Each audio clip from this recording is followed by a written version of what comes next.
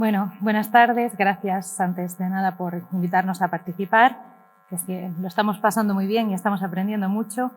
Y en vista de lo que hemos hablado esta mañana y durante la comida, creo que, que mi intervención va a ser un resumen de cosas que todos sabemos y que todos tenemos en común, pero creo que lo importante es precisamente eso, que abramos este abanico de ideas sobre el patrimonio militar. Pero bueno, me gustaría, antes de entrar en el tema de la documentación, definir un poquito, centrar un poco el tiro sobre lo que es el patrimonio militar, porque normalmente, o por lo menos hasta hace muy poco, cuando pensábamos en patrimonio militar, pensábamos más o menos, a ver si avanzamos.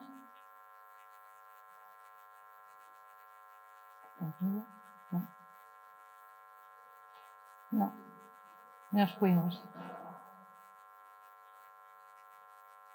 A ver, espera, empezamos bien. Y las maquinitas. Bueno, pensamos sobre todo en lo que son, lo podríamos llamar plataformas de disparo, o sea, un sitio donde se puede emplazar pues, un artillero o una pieza de artillería y en el mejor de los casos, a ver.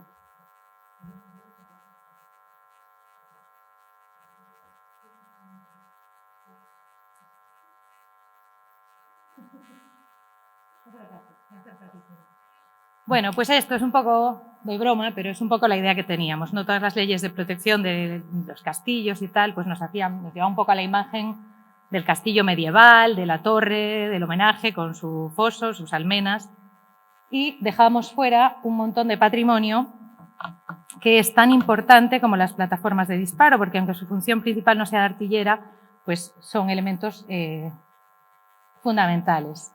Todo lo que pues en las Fuerzas Armadas se llama logística, ahora lo conocemos más por Amazon, pero ya lo utilizaban ellos antes, que se refiere a todo el material, el personal, almacenes, polvorines, cuarteles, centros de mando, por supuesto también a las vías de comunicación, a las carreteras, que hoy en día siguen siendo muchas veces los únicos accesos que tenemos para estos bienes, y además, sobre todo, al paisaje. El paisaje siempre se tocaba de una manera un poquito colateral. Esta mañana ya lo hemos visto, ¿no? Las fortificaciones se hacen en un sitio concreto que hay que defender por un interés estratégico, pero ese paisaje va a determinar también la forma que se construye. No solo es un lugar, sino que se construye una forma concreta. No vamos a hacer una torre del homenaje en el Cabo Prioriño ni una batería moderna de 38,1 en Naraío. Tenemos que adaptarnos. Hasta en el material nos vamos a adaptar. No son del mismo material las fortificaciones de Arria de Ferrol que las de otros lugares, ¿no? Aquí pues tenemos granito en todas las montañas y de hecho podemos ver las marcas todavía de los canteros en la piedra para hacer esas construcciones. Por lo tanto, pues todos estos factores no es que sean complementarios, que son fundamentales para entender esa forma construida que es el objetivo final de nuestra investigación, que son las fortificaciones.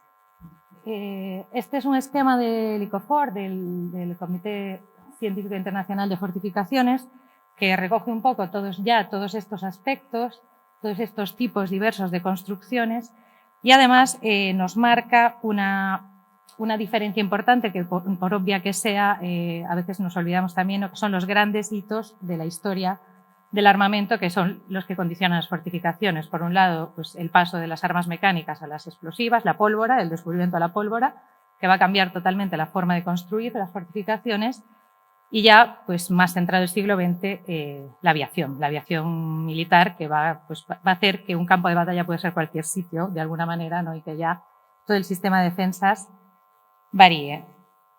Así que nada, para meternos de lleno en la documentación tenemos que abrir nuestros ojos a todos estos factores que también afectan a las formas.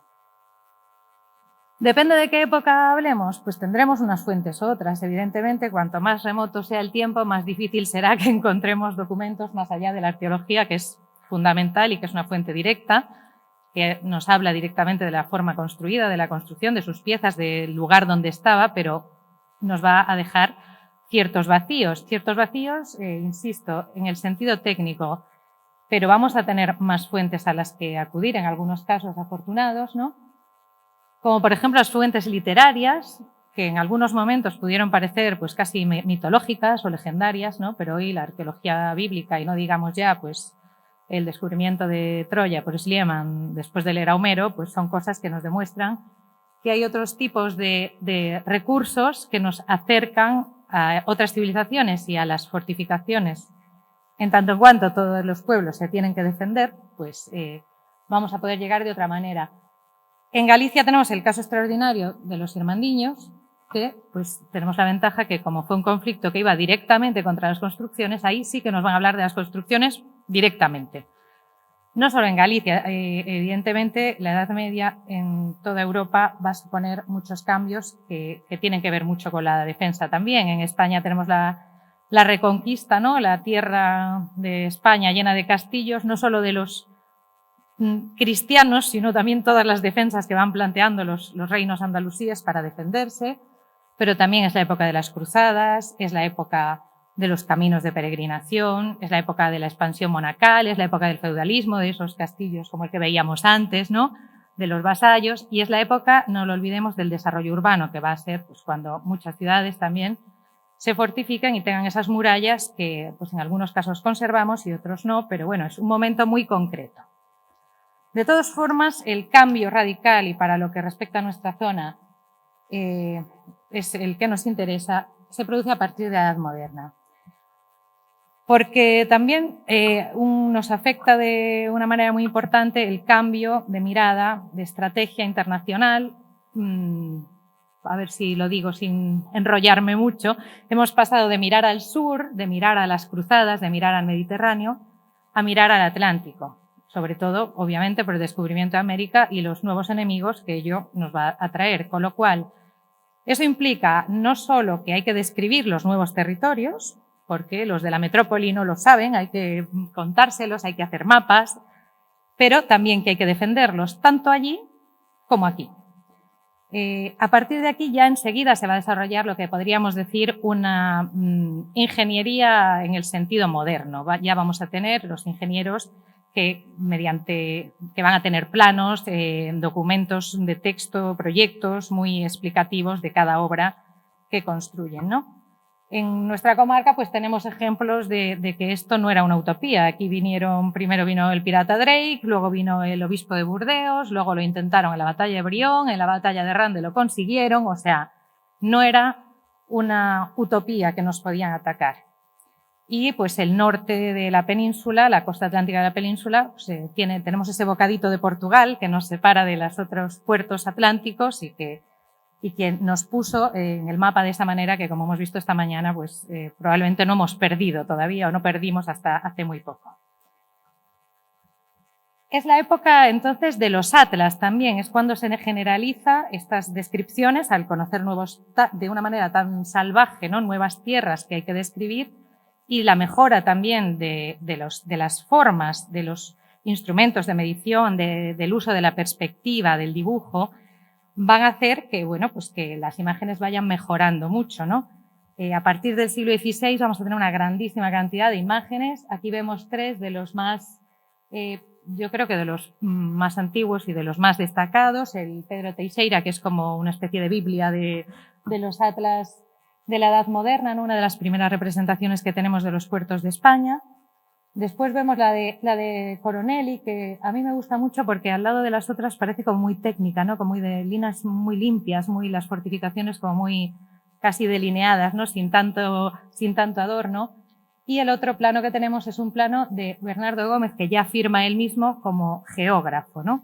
Sobre todo en el de Teixeira o en el de Bernardo Gómez ya podemos ver que, aunque sean esquemáticos, incluso un poquito naif nos pueden parecer, pero destacan dos cosas muy importantes que son las que interesan. Por un lado, digamos, el relieve, la geografía, y por otro lado, en la representación de las formas construidas, pues van a poner interés en las fortificaciones, porque en el fondo el objetivo siempre, ¿no?, es la defensa. Bien, ¿dónde encontramos información? Vamos al grano. Sobre todo y principalmente para la Edad Moderna encontramos información en los archivos militares, porque, pues como les he dicho, los ingenieros militares eran los encargados, los ingenieros del ejército concretamente, eran los encargados de hacer las obras de fortificación.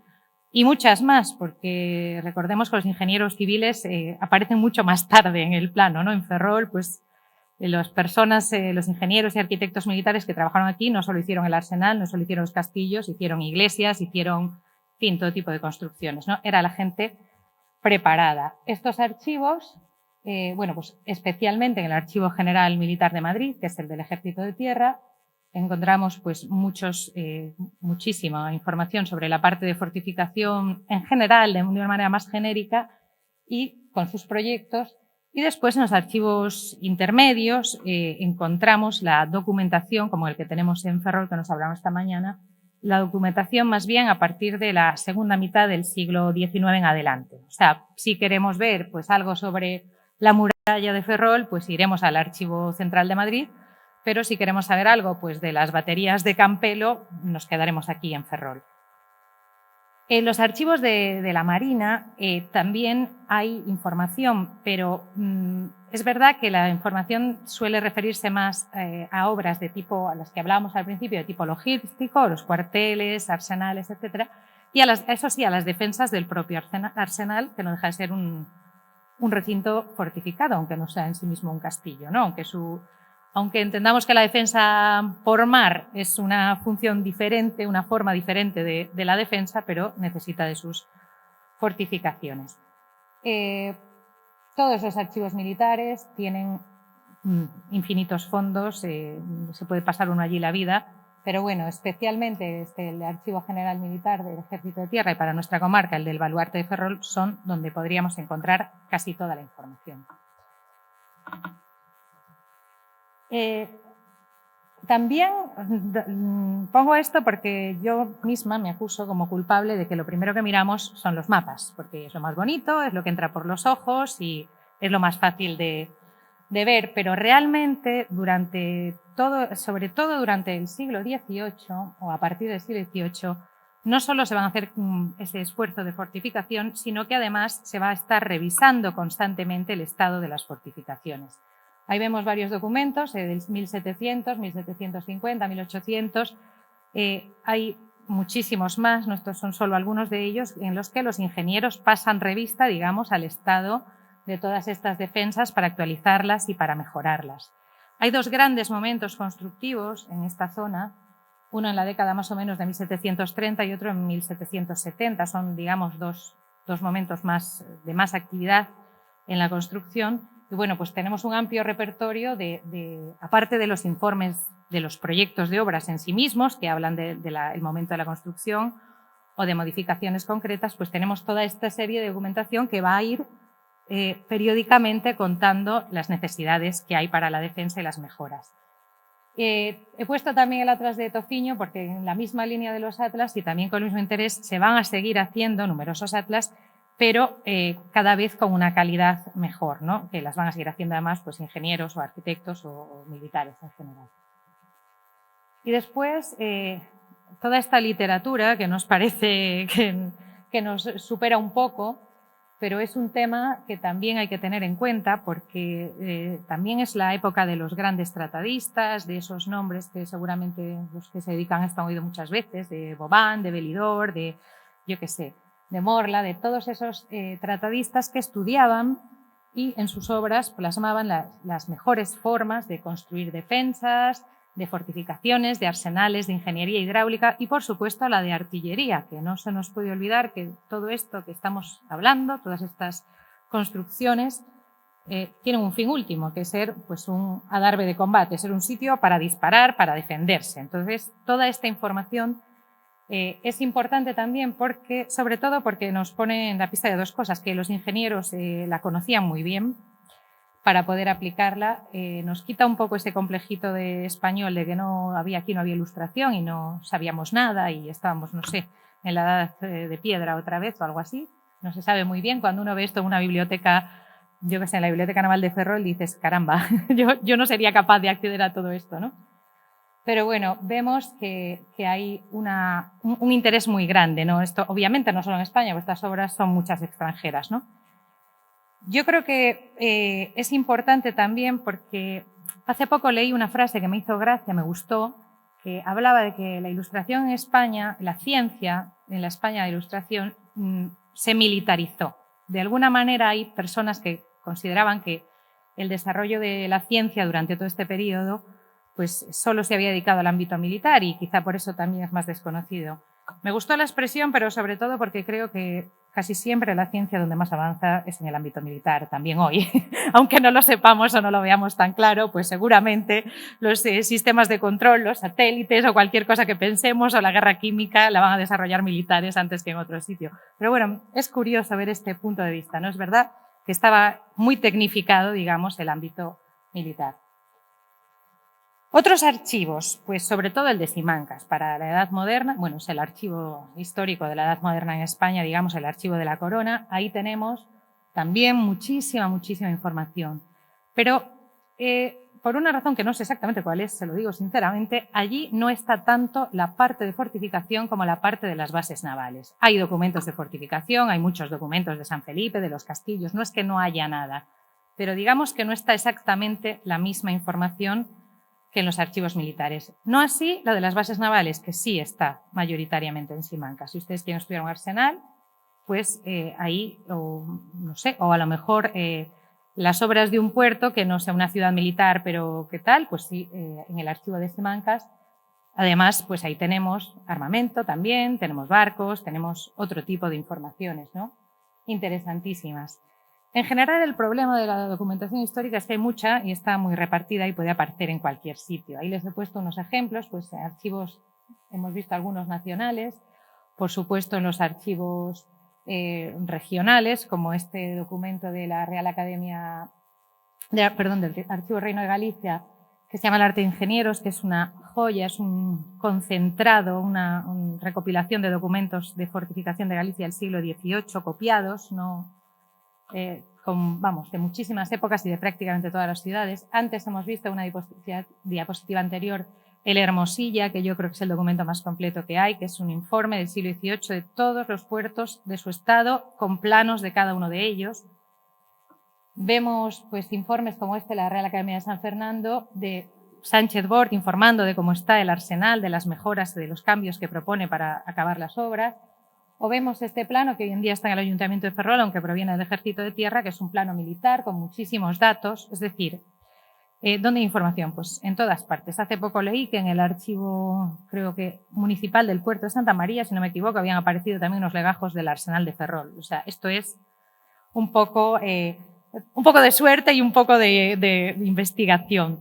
De todas formas, los archivos municipales tenemos que tenerlos muy en cuenta porque, sobre todo, para lo que respecta a las fortificaciones urbanas, a las murallas, pues es donde, lógicamente, bueno, y también a la parte logística, a los cuarteles y centros de mando que suelen estar en las ciudades, pues van a estar ahí. Sobre todo en el siglo XIX, que empieza esta idea del higienismo y de la salubridad y se empiezan a tirar murallas y abrir calles, etcétera, pues va a ser ahí donde encontremos información sobre estos cambios más bien urbanos.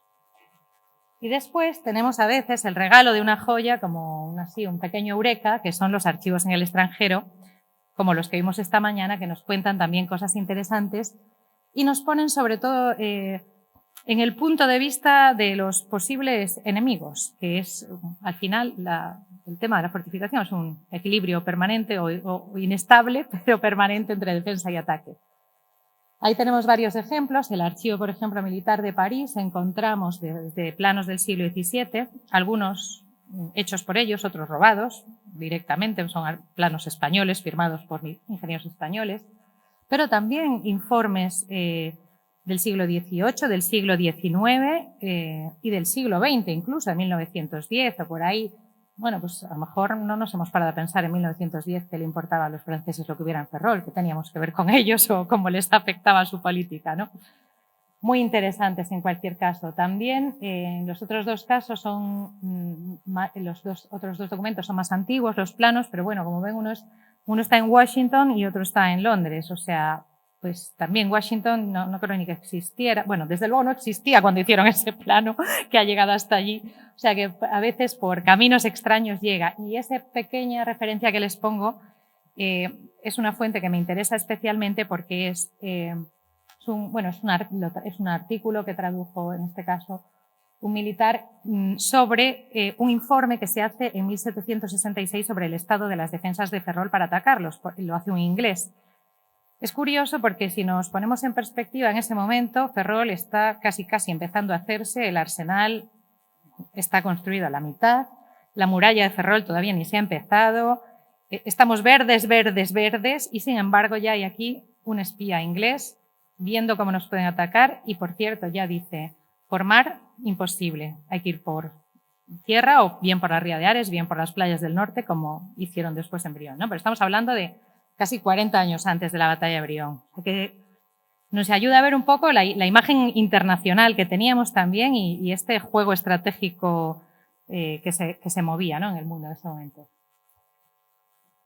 Luego, fuentes artísticas, pues infinitas, y a medida que pase el tiempo más. No voy a parar en esto porque esto lo ha estudiado mejor que nadie el profesor Vigo Trasancos, tiene muchísimas publicaciones, pero bueno, para que se haga una idea, desde luego, obras pictóricas como las de Mariano Sánchez, que además, como son un encargo de la corona, son obras realistas, reflejan lo que hay, no son obras, digamos, cuyo fin es estético.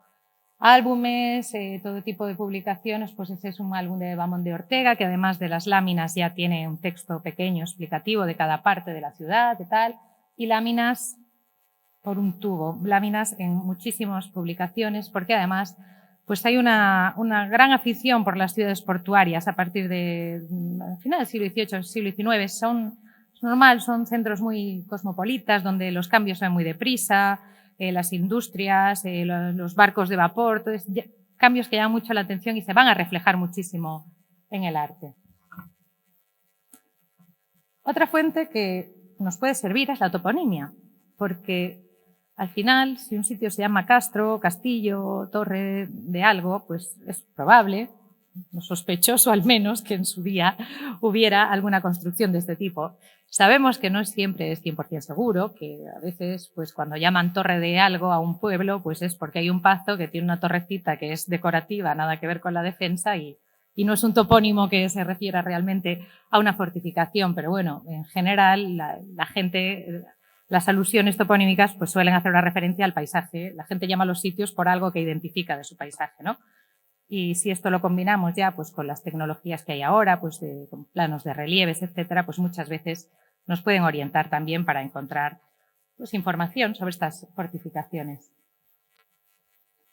Y después, a partir del siglo XIX, sobre todo, va a haber una gran literatura de contenido, digamos ya teórico, que va a estudiar el estado en esta idea del reformismo borbónico, empiezan a nacer las sociedades económicas de amigos del país y empieza a haber muchísimos estudios sobre cómo se puede mejorar el estado de los pueblos, la industria, los caminos, etc. Y en este sentido, pues también encontramos muchísimas ya publicaciones. Esto de la imprenta hace que cada vez tengamos más trabajo, si vamos a peor, nos va comiendo el papel.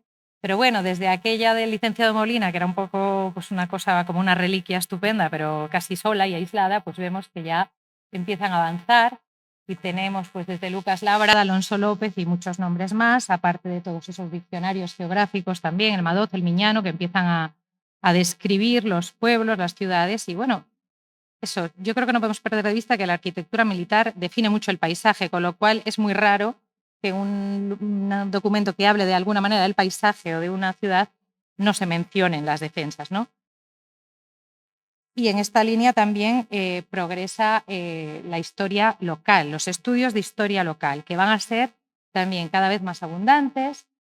Esto yo no sé si es un poco parte del reformismo, también parte del romanticismo, después de la pérdida de las colonias, ya del revisionismo, empieza de todos los sismos del siglo XIX, que son muchos, pero que al final nos llevan a que cada vez se investiga más y se estudia más el pasado, cada vez hay más interés en conocer fuentes, empieza a haber un interés nuevo por el patrimonio, por la cultura, por las tradiciones, por la tradición oral y se van a ver pues, en obras cada vez con un carácter que tienen un objetivo más reducido, ¿no? Se van a generalizar este tipo de obras. Les he puesto a la de España porque es cierto que aunque es más generalista, pero en esa época de pérdida de las colonias el tema bueno, es un gran palo para España y el replanteo de todo lo que hay que hacer influye también, tiene que ver también con las Fuerzas Armadas y suele haber alusiones a si no a las fortificaciones, por lo menos al estado del ejército, a lo que hay que hacer con él, a qué se hace con las bases navales, etc. Y después la prensa. Aquí ya llegamos a la locura absoluta, ya cuando tenemos publicaciones todos los días de todo tipo y entonces ya podemos buscar lo que nos dé la gana y perdernos para siempre en las bibliotecas. Tenemos aquí, por ejemplo, la suerte de la Biblioteca de Galicia Digital, galiciana, donde tienen digitalizadas muchísimas cosas, ¿no?, que podemos consultar. No solo la prensa diaria, en la que se puede hablar de una circunstancia, de una, no sé, de una festividad, de un momento concreto, de una circunstancia concreta, sino en toda esa literatura que aparece de los boletines de las academias, de los almanaques, de las ilustraciones, por ejemplo, también las gacetas y boletines militares que van a escribir. Yo creo que desde entonces, no sé si se ha interrumpido alguna vez no sé, el Memorial de Ingenieros, no sé si se llama igual, pero yo creo... Yo creo que sigue publicándose, ¿no? Y en esas publicaciones tenemos dos visiones muy importantes, porque tenemos la visión, en los artículos que escriben suele haber de dos tipos. Suele haber la visión de ese momento, las necesidades del momento, pero también ya tienen muchos artículos de contenido, digamos, histórico en los que hablan, pues, de otras obras, con lo cual hay muchísima información. No sé dónde se puede parar de bucear en el patrimonio, ¿no? Para las fortificaciones de las Rías Altas, que somos un sitio pequeñito, como ven, ya nos estamos perdiendo. Y por último, no me gustaría, antes de terminar, dejar de hacer alusión a otras fuentes que no son históricas, pero que son una herramienta fundamental para nosotros. La primera son todos los sistemas de información geográfica que tenemos hoy, el Google Earth o como le queramos llamar. Es una forma de acercarnos a las construcciones que nunca habíamos tenido. Poder ver una torre desde arriba, darle la vuelta, entrar, salir, girar, acercarse desde distintos ángulos en muchos sitios que son inaccesibles es la única forma de llegar a ellos. Incluso pues ahora con los drones, ¿no? Después hay gente que hace unas maravillas de 3D gracias a estas imágenes, ¿no?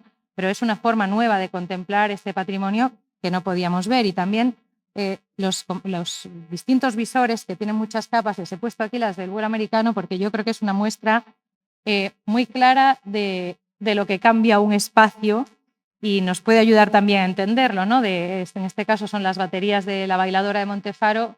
Si ustedes van por allí ahora y suben por la carretera, pues les aseguro que los polvorines, el de arriba, a lo mejor el otro no lo ven, no lo encuentran. Y sin embargo, si vemos la imagen del vuelo americano, pues vemos perfectamente los edificios, los fosos de seguridad, los caminos. O sea, también, aunque no sean documentos históricos en el sentido de que no son los proyectos originales, nos ayudan a acercarnos a ese patrimonio y entender cómo era cuando estaba operativo, que es importante, ¿no? Tenemos dos misiones. Si queremos conservar el patrimonio, pues tenemos que conocerlo y entenderlo, ¿no? Bien, para terminar ya, que ya me paso si no, bueno, estos son otro tipo no sé si fuentes, pero por lo menos contactos que debemos tener. Comentábamos antes lo necesario que es la colaboración interdisciplinaria, porque cada uno tenemos al final nuestra forma de afrontar el trabajo. Uno es arqueólogo, otro es arquitecto, otro es historiador, otro es artillero, y hacen falta todas las visiones para que el trabajo sea completo. Hay muchísimo tejido de asociaciones, de revistas, de instituciones que se dedican al patrimonio cultural, muchas al patrimonio militar, y que son un lugar, desde luego, para empezar, son un punto de partida fantástico porque tienen mucha información, tienen muchas fichas catalográficas, tienen bibliografía, tienen imágenes. Como seguramente ninguno de nosotros va a descubrir una fortificación, a no ser que tengamos mucha suerte, vamos a trabajar sobre algo que ya alguien ha visto, que alguien ha trabajado. Entonces, todas estas referencias, todas estas páginas pueden ayudarnos a centrar tiro o a descubrir los datos que se nos escapan, ¿no? Y ahora ya sí, por último, nada, sencillamente una pequeña aclaración sobre el acceso, ¿no?, y la difusión. El acceso a estos documentos, en principio, nos lo dijo el profesor Grandio esta mañana, es abierto, no es documentación confidencial, no es secreta, menos cuando hablamos del siglo XVIII, ¿no? Es información absolutamente pública que se puede consultar. El problema es dónde está. En su día se tendió mucho a la centralización de los archivos, a hacer los archivos centrales, los archivos históricos, seguramente con una buena idea de que era más fácil tener esa información reunida. Luego, yo no estoy muy segura de si siempre ha sido tan buena o no. Primero, porque esos archivos se han quedado pequeños y ahora hay que hacer otro archivo nuevo histórico para llevárselo a otro sitio porque ya no cabe, porque van creciendo. Y luego, pues porque algunos, pues como pues el militar del que hablábamos antes del Ejército de Tierra está en Madrid, pero el naval está en un pueblecito de Ciudad Real. no es el sitio más fácil para ir y pasarte allí un mes abriendo legajos, con lo cual, pues bueno, esta centralización tiene sus complicaciones, hay que desplazarse, el trabajo de archivos lleva mucho tiempo, hay que leer mucho, no es una cuestión de ir un día y mirar 4 papeles y no es del todo fácil. En la página de Pares, que es el portal de archivos españoles, tienen digitalizados muchísimos documentos de distintos archivos nacionales. Ahí se pueden descargar, por ejemplo, está toda la colección de mapas, planos y dibujos de Simancas, y hay muchísimos documentos digitalizados que se pueden descargar. Tiene una función de agenda del investigador para que uno guarde pues, lo que le interesa y lo pueda leer en otro momento. Tiene muchas funciones. Los archivos militares, desgraciadamente, no tienen esta accesibilidad. Online me refiero, tú puedes, por supuesto, son abiertos, puedes consultarlos, puedes pedir cita, vas allí, te dejan ver lo que quieras, fotografiar lo que quieras, pero no tienen este acceso remoto, digamos, que facilita tanto las cosas y yo creo que es donde hay que poner pues, el mayor foco del esfuerzo. En nuestro caso son los que más nos interesan, por lo tanto es los que más urgencia tenemos que los digitalicen. Y después porque a veces sabemos que pues por algún concepto profesional que a mí se me escapa, pero que es bastante común, que hay mucha información que sí está digitalizada y no se comparte. ¿Por qué? No lo sabemos. Pues tú vas allí, te la dejan ver, incluso te la dan a ti si vas a pedirla para una investigación, que por esto, ¿por qué no está colgado en una página web que pueda acceder todo el mundo? Es complicado. Y bueno, pues también hemos de pensar que muchas veces este tipo de investigaciones sobre fortificaciones pues se quedan un poco en el ámbito de la historia local o el público que pensamos que va a ser el más interesado en hacer estas investigaciones es local. O sea, una persona que vaya a estudiar el Arsenal de Ferrol o el Castillo de La Palma es más fácil que sea de Ferrol o de Mugardos a que sea del Viso del Marqués, francamente. Entonces, pues esta centralización ha hecho también que se separen los documentos de su lugar, no solo de origen, sino de donde pues, van a tener un público más presumible.